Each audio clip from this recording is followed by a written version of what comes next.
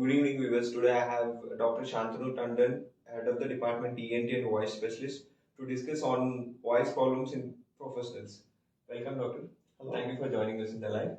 And we have got few queries from the audience to know about why do these voice professionals have often problems with their voice and what are the precautions they should take to have their voice made in a good way. Doctor, the first one would be what are the common causes of voice problems in professionals and how they can be prevented? Yeah, so I think this question is basically the gist of our whole session over here today.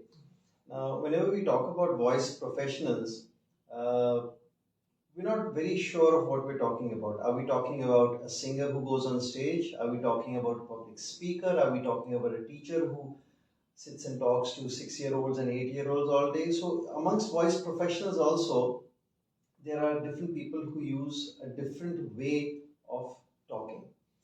But largely, the two most important causes for voice problems are poor hydration and poor way of talking.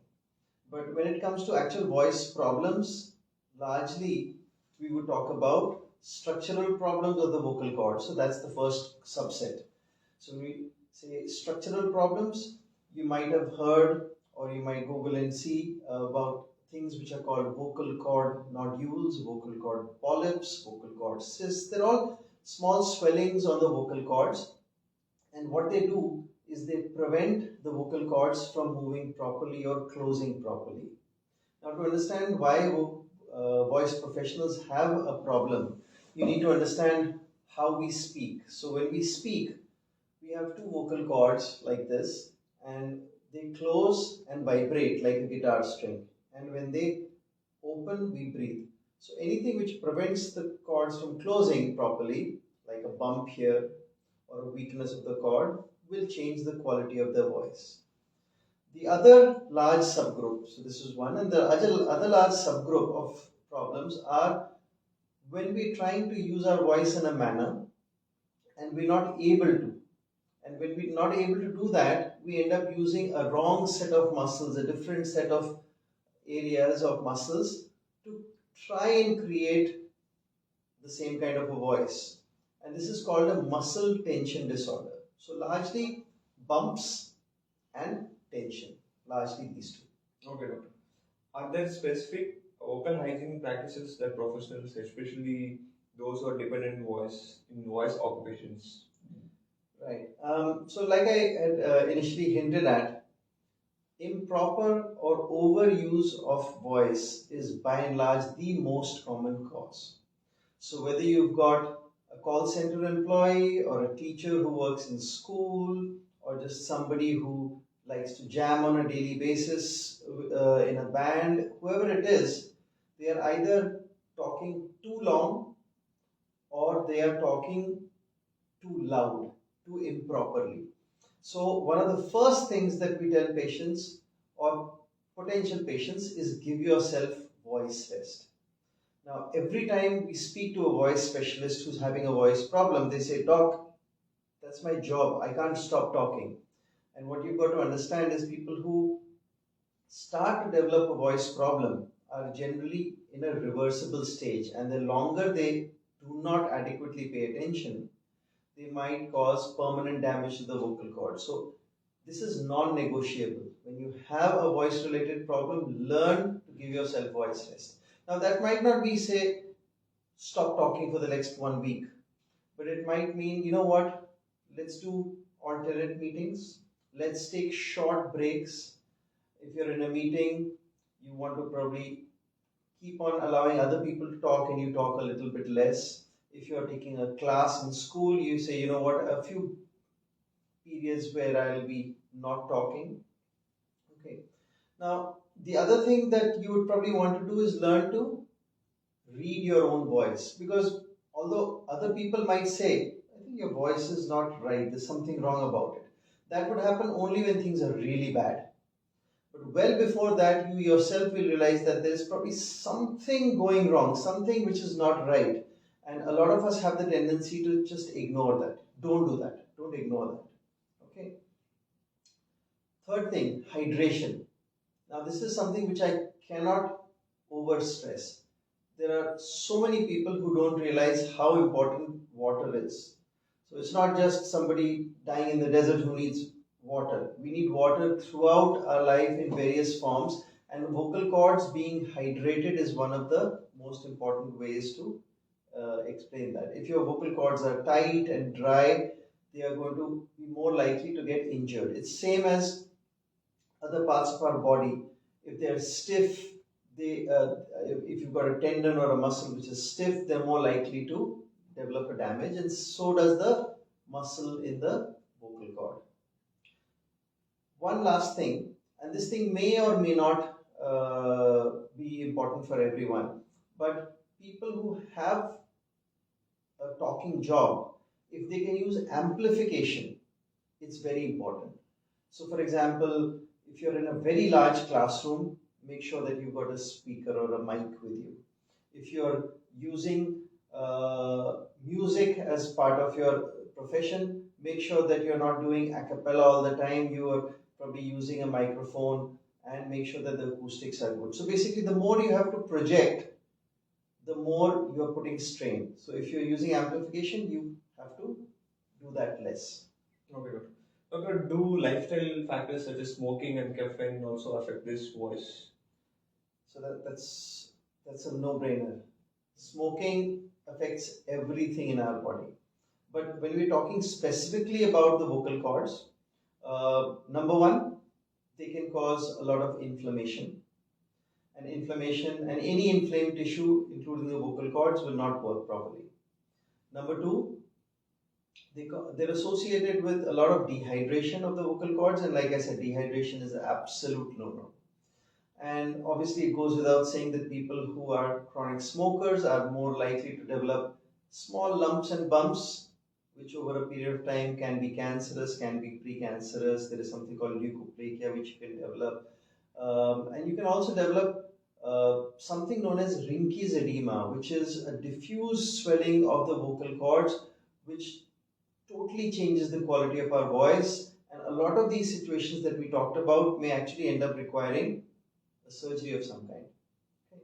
So that's the smoking bit. Now, caffeine, again, there are lots of studies which have been done using the importance of caffeine, and there is two things which we've realized. One, it causes dehydration, and number two, it's something known as a diuretic. So it actually causes more and more tendency to urinate, we lose more water further, and that in general causes amount of dehydration. Okay, Doctor, what are the early signs of vocal issues, and when should a professional seek medical attention for voice-related concerns? Okay, so I'll keep repeating this line, but listen to your own voice. If you realize that there is something wrong, don't wait for it to get really bad before you start approaching somebody. But some of the specific signs that you can look for is number one, pitch breaks. So a lot of times people, especially people who are singers, stage artists, etc., before they actually lose their voice, they start getting a low voice like this. So they kind of start getting a slight change in the pitch while they are talking. Now it's not always easy to mimic, but the gist of it is, even when you're trying to speak in a particular tone and a particular loudness, intermittently your voice changes. A sign of dehydration along with pitch breaks, when you kind of end up clearing your voice very frequently, again would suggest that there is something wrong. Rule of thumb, anyone who has a change in their voice for more than 4 weeks, which is not settling down, you need to meet a voice specialist. Somebody needs to have a look at your vocal cords and see what is going on. Okay, Doctor, what role does hydration play in preventing voice problems, and what are the recommended daily water intake levels? Okay, so if there is one piece of advice that you all need to take, it is to drink more water. For most groups of patients, apart from a small group which have cardiac issues of some kind, having too much of water is not at all harmful. But a bare minimum for somebody who talks all day long every day or sings or projects their voice should be about 2.5 to 3 liters for an adult. So if you're taking less than that, it's more than likely that you are causing some problems which will chronically over a period of time start presenting. Now, one of the things that some people do is say, you know what, I've been told to drink water. Get up first thing in the morning, have a liter, don't have any water throughout the day, and then in the evening again have a liter and a half, and that's about it. Now, that although it's better than nothing, it's definitely not advisable. In fact, essentially what you want to do is keep a bottle of water constantly with you, and if you're talking continuously, take a sip of water. It doesn't take much. It's easier to have multiple sips of water than to actually get up and drink lots and lots of water in one go. Now, how will you actually know whether you're dehydrated? So, one of the easiest things is to just look at your urine when you're passing urine. If you're seeing a very dense, dark color, a deep yellow color, chances are that you're dehydrated. And if it's a pale whitish urine, chances are that you are probably adequately hydrated. So just make sure that you keep your eyes open. Okay, doctor, thank you. Are there any specific dietary considerations or restrictions that can contribute to maintaining a healthy voice? Yeah, so number one, general, and number two, before you actually planning to talk for a long period of time. So as a rule, things which are hydrating are good for you. So if you're talking about fruits, you want to talk about things like watermelons, cantaloupes, things which are very largely built up with water. Same holds true for watery vegetables. When you talk about social drinking, a lot of times you want to avoid tea, coffee, caffeine containing things. But a lot of people like to have a pick me up first thing in the morning or end of the day. And therefore, having herbal tea or green tea of some kind is generally one of the better options to choose. Now, with regards to things to avoid, anything which is too salty, you want to avoid. Anything which is dehydrating, such as alcohol, you want to avoid. But one of the things which a lot of times we don't realize is milk, yogurt, cheese, all of these things have a tendency to thicken the mucus. And especially if you're planning to start talking or start giving a show or performance of some kind, don't have something which is a dairy product just before that. Otherwise, you will end up constantly clearing your voice because the mucus is sticking to the inner side of your throat, and that's generally not a very advisable thing. Now, coming to just before performances, so just before a talk, just before a speech, make sure that you build up on your hydration. So take a lot of water just before that. Now that water shouldn't be cold because cold actually causes tension of the muscles around. It shouldn't be too hot because that sometimes can actually be damaging. So the simplest thing would be to have just room temperature, or if you really want to, you can take a lukewarm amount of water. But it's also important that the rest of your musculature is good, well fed. So it's always suggestible to have salads or high protein diets just before your talks, because that also you need the rest of your muscles also to be well fed. Okay. Okay. In professions like they are always into engaging in talking to public, or their profession itself is like always speaking. Right. What are precautions they should take to prevent vocal issues, vocal fatigue and strains? Yeah. So I think all the things that we've talked about so far are important, obviously. Okay. Now listen to your voice. I said that before, I'll say that again. Listen to your body also. Now, one of the things that we end up doing sometimes is using the wrong set of muscles for the right kind of job. Now, for example, if somebody asks me to lift up this bottle of water, I just lift this up. It doesn't take too much.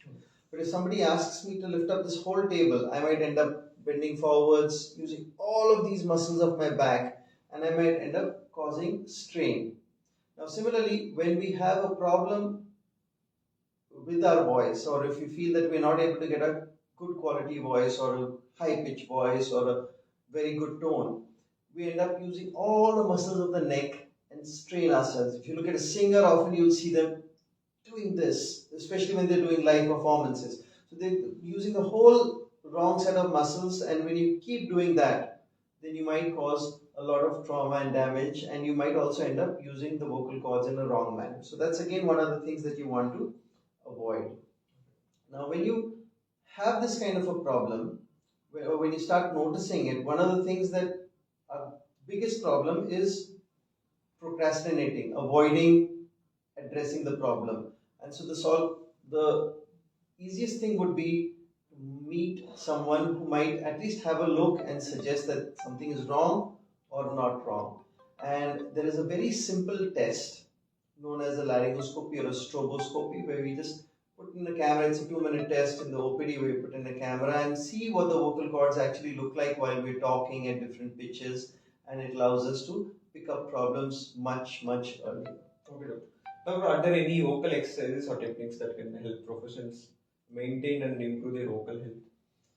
Yeah, so one of the things is what we do on a regular basis, and the other would be what we do before a performance or before a speech. Now, believe it or not, one of the first exercises that you would focus on is probably not an exercise for your voice, but an exercise for your neck and shoulders, because the posture that we stand in or sit in when we're talking, the posture that we sit in when we are taking deep breaths, because it's really important to have good lung function. If you're not taking a deep breath in and a deep breath out, then you're going to be constantly breathing very fast, and that's not great. So shoulders back, chest out, and a little bit of neck movements to stretch all of this so that you're all set to use your lungs adequately. Now, another thing that you will come across are small warm-up exercises. So there are certain warm-up exercises that you would want to do before you do a presentation, before you do a show of any kind. And these might actually sound or look very weird, in fact, quite funny at times. But they're very simple and easily reproducible. So things that anyone can do. You don't need any practice, you don't need a proper room, you don't need any instruments. So number one, yawning, but also with jaw movement. So you basically are allowing your jaws to open up and close, as well as the movement of air. The second is you want to give these are what we call the parts of our body which help in articulation of voice, right? So, okay, so various simple tests exercises called lip trills, and these you can do it at various pitches and various loudnesses. Okay. Then the third thing that you can do, which can be very helpful, is something known as simple humming or okay. So now you don't have to be a singer to do all this, but when you're doing these simple kind of exercises, you're using the lungs, you're using the muscles of your face, as well as you're generating voice from here, and you're doing it in a way which allows your body to get set up and ready to do it in a more strong or more energetic manner, which is what you will require to be doing if you're doing a show or if you're talking to a large group of people. So these are some of the simple things that we can do. Okay, doctor. Okay, could you provide information on available treatments and therapies for professionals experiencing chronic voice problems, and what is the expected? Yeah. So to coming towards probably the end of all these small tips, I think this is very variable. Now it depends upon what the problem is, and like I said, there are two types of problems that you have. One is you may have something called muscle tension dysphonia. Now, muscle tension dysphonia is one of those things which a lot of times are missed, because the voice is not always wrong and it's not drastically wrong, but it is a sign that you're using the wrong set of muscles, you're tensing them up in an attempt to get a good quality voice. Now, these require relaxation exercises, and it actually requires simple solutions, some which a speech therapist can help you with, and some which you can do yourself. One of the things that you do is a laryngeal massage. Now, this is something which is not very difficult to do, but what you've got to understand is there are a bunch of cartilages which form your laryngeal or your voice box framework. And all the muscles externally which are attached to that are muscles which we do not use for speaking. The muscles that we use for speaking are inside of this, so we can't palpate or touch them.